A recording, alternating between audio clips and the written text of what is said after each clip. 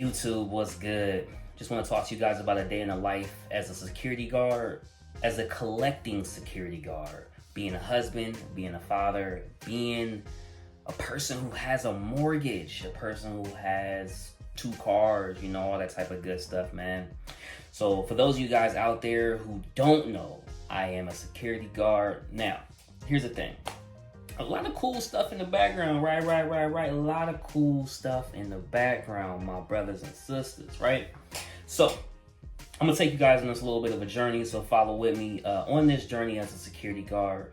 Depending on the security firm that you work for, you will most likely be a contractor. Now, being a contractor means that you actually work for something called a client, right? Now, a client is essentially the person who hires a contractor, and you as a security guard are going to work for the contractor who works for the client of the building or establishment or whatever it may be that you're securing. Because you could do security at a mall, you could do security at a hospital, a grocery store, a business, so many other variables of where you could actually be a security guard for.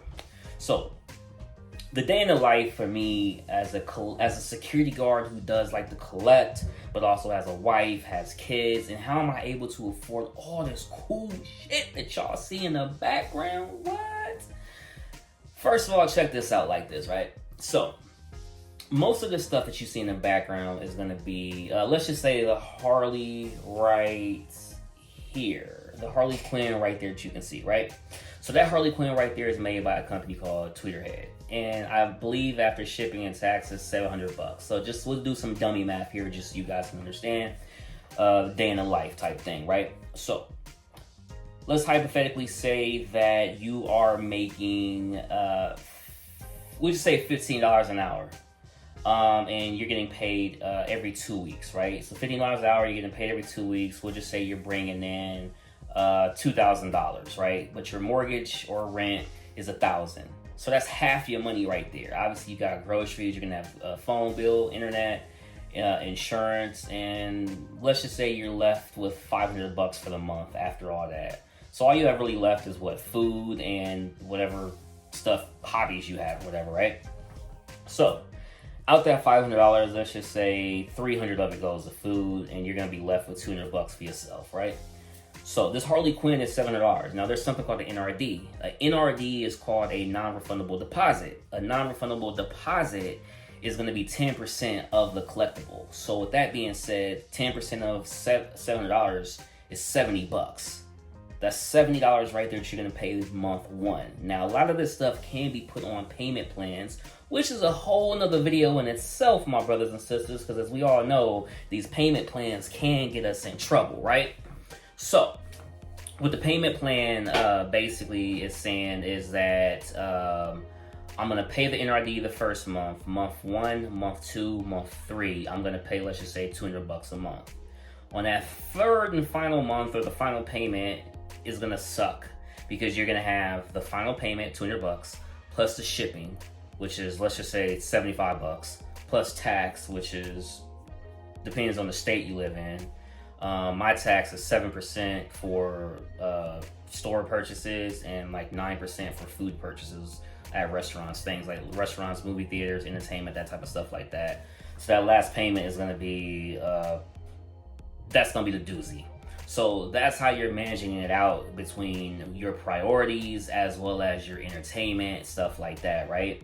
Now, the crazy thing about being a security guard is it is that type of work to where you don't know necessarily like when the contract is up, things like that. Now, you'll know like when the contract date is up. However, at security, because you are a contractor, they can get rid of you for any reason. They can end the contract because, well, not necessarily saying you as in cash, but you as in the other workers, your direct co-workers. They may underperform, or there may be a new firm in town, and a new firm in town might be saying, hey, we're gonna undercut them.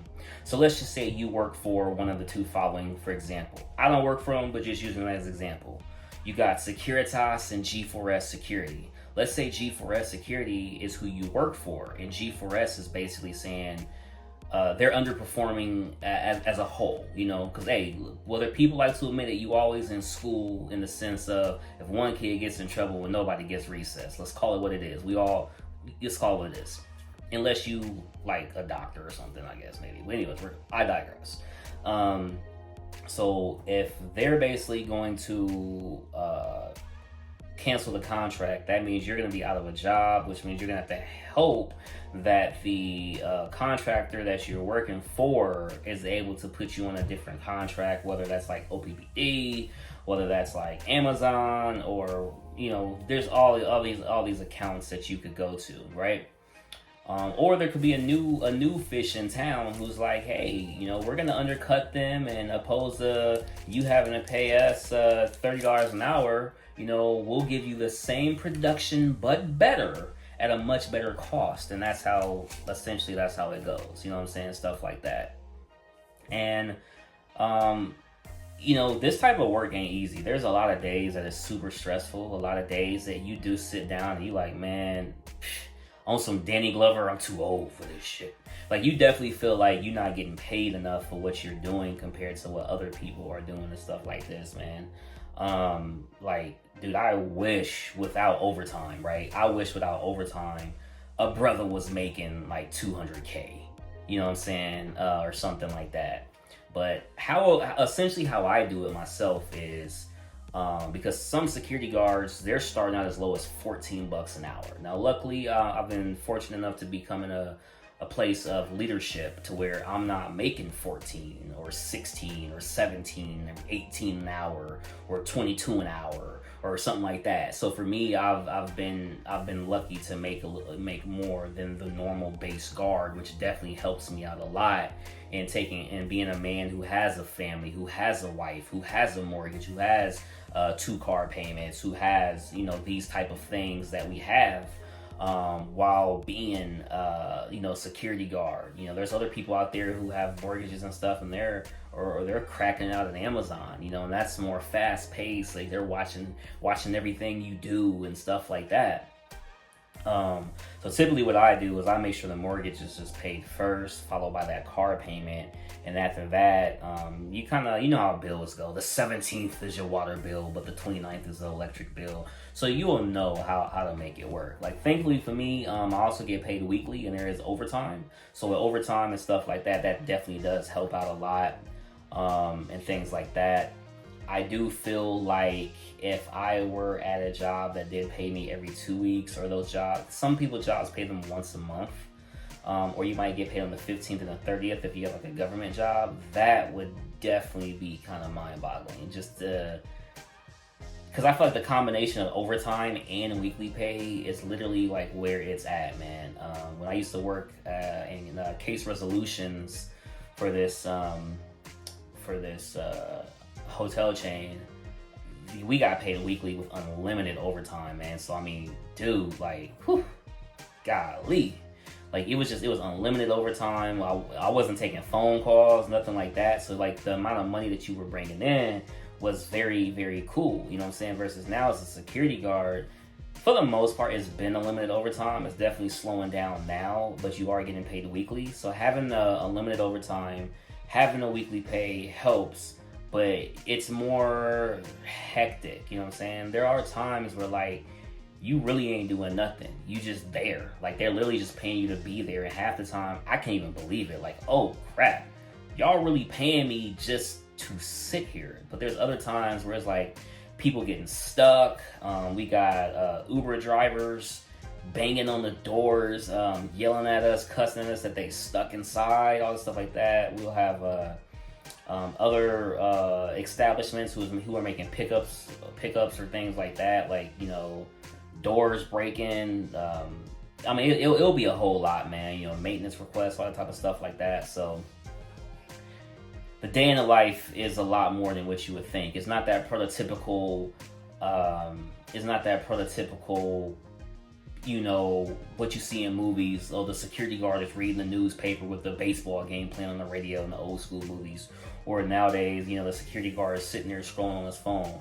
Now, there are certain locations like that, but where I'm specifically stationed, It ain't like that, man. A brother is, a brother's doing badges, badge swipes, badge resets, leave of absent requests,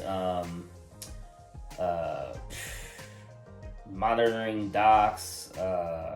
Trying to think, man.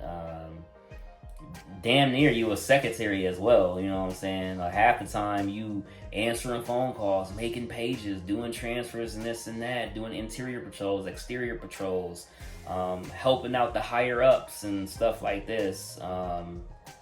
It's crazy, you know what I'm saying? But every place has like a shelf life, you know what I'm saying? And a shelf life along the sense of kind of using it for just how like jobs use you, you know what I'm saying? But it's crazy to think, like, when I look back at everything that you do see in the background here, right? Everything you do see in the background here, it's crazy to be like, yo, you have all this and you've been able to take care of your family as a man. You've been able to, be a good husband, be a good father, be a good human being to other people, treat people with respect and dignity.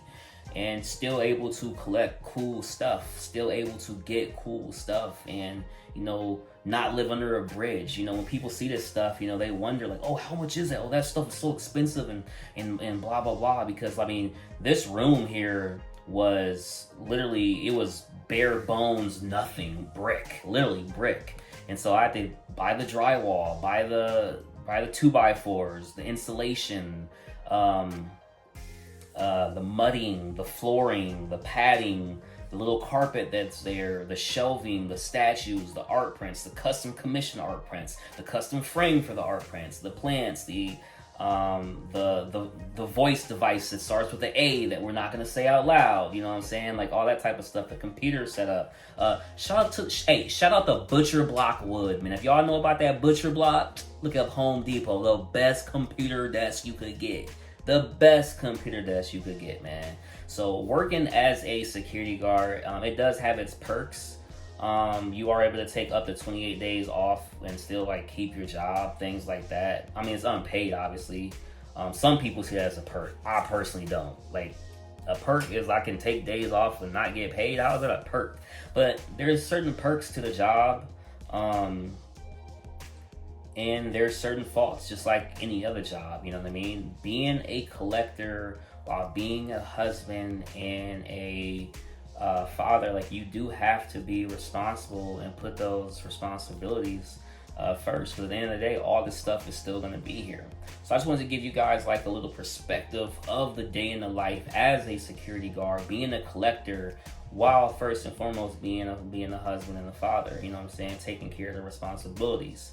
So for me and any other essential workers out there, because they do consider security essential workers. An essential worker, for those of you guys out there who don't know if I haven't already said it, an essential worker is anybody who basically during the pandemic, yo ass is still at work. So a security guard is an essential worker, police officers, ambulance, fire, rescue, nurses, doctors, all that type of stuff. Those are considered essential workers, like grocery store workers, things like that.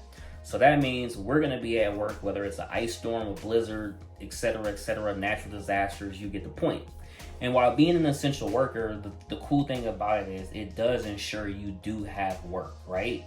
So during a pandemic, I worked for a medical office, and working with the government, inside of a government medical office, I was an essential worker. So I had no worries in the terms of I'm going to be without money. And even though I no longer work there and I work with security, it's still a sense of, hey, like, you do have that quote unquote job security in the sense of you'll have a paycheck, but because you're contracted, you may not know who you will actually directly work for, if that makes sense, as the client, you know what I'm saying? So that's really life as a security guard in a nutshell. And we'll dive deep into it in the sense of like what you actually do and everything like that, more so to get like a deeper dive into it. But along the gist is, it's not exactly what you would think in the terms of like what you see in movies. At least not where I'm at. It is nowhere near that. There are certain like places that I'll go to and you'll have certain creepy buildings, you know, that make noises, and they at 3 a.m. I'm not walking on the up there on the 3rd floor or 4th floor. I'm not walking in the basement. I'm sorry, a brother ain't doing it. A brother ain't doing it. You dig what I'm saying? But life as a security guard, just wanted to take you guys through that again. And I would honestly say the number one advice I would have for anybody else who's an essential worker, a security guard, in fact, or even hell, a lawyer, if it applies to you, you know what I'm saying? Take care of your responsibilities first and foremost. See what you got left over. This stuff is always going to be here, but hey, being a security guard, working in the security field, I should say, because I'm no longer a guard. Like I said, I'm a member of management at this, a member of leadership, blah, blah, blah. So yeah, man, been able to hold it down, you know what I'm saying? Been able to hold it down, get some really cool stuff. Got this nice office in here. This is the Gotham office. Got the man cave out there. You know, able to afford a 4-bedroom, 3-bathroom house. Take care of everything. You know, the houses in this area in the Midwest they can go as low as $100,000 and they can go as high as $650,000. And I'm talking about the average houses. We're not talking like the mansions and all that type of stuff like that that's here. And I'm literally just talking your base houses are gonna be about $300,000. About $300,000, your base house, you know what I'm saying? And you know, my place needed a lot of renovations because it was all I was able to get during the COVID time. So, but I'm thankful because like I said, this was nothing but brick. So what I was able to turn this bad boy into, hold on now, hold on now. I'm just saying, gotta pause, man. What I was able to turn this bad boy into, I'm thankful, man. Like I said, 4 bedrooms, 3 baths, while working as a security guard, man. Basement, got an office down here, 2 walk-in closets. In the basement, though, the basement's massive, my brothers and sisters. Garage, big backyard, man. Backyard is nice and big. I mean, I can't be thankful enough, and I don't take none of this for granted. I work my butt off. I'm gonna continue to work my butt off. I'm gonna continue to be the best, like, you know, be the best man and version of myself I can be. You know what I'm saying? So I'm really happy about that, and I'm happy to just keep the growth and keep growing and progressing. Next time we definitely will come on here and we'll talk more in depth as what it really looks like in the inside of being in a life as a security professional, and you know, how we're able to keep maintaining paying these bills and everything like that, man. Because we all got that water, we all got that water bill, that heat bill, that internet bill, that phone bill, food, groceries at an all-time high. You know, mortgage or rent, whatever you pay. Wherever you live, I should say. But yeah, man, I want to ask you guys to remember to like, share, comment, subscribe. Hit the notification bell. We'll have more vlogs and stuff like that. And if you are into collecting, follow the Facebook group, the Cashing Out Collecting Community Group. It'll be tagged down below as well. And join me on the collecting journey or the real life journey, man. We're trying to bridge them together and bring them into one, man. You dig what I'm saying? But it's been real. It's your boy Cass, the Gemini, and all that. And remember, no matter where you work at, be responsible. No matter what you believe in, have faith. If anything, have faith in yourself. You dig? God bless. One love. You heard? I'm feeling lucky. You know, like Luciana. Money, power, and respect. Coming down soprano. Lucky.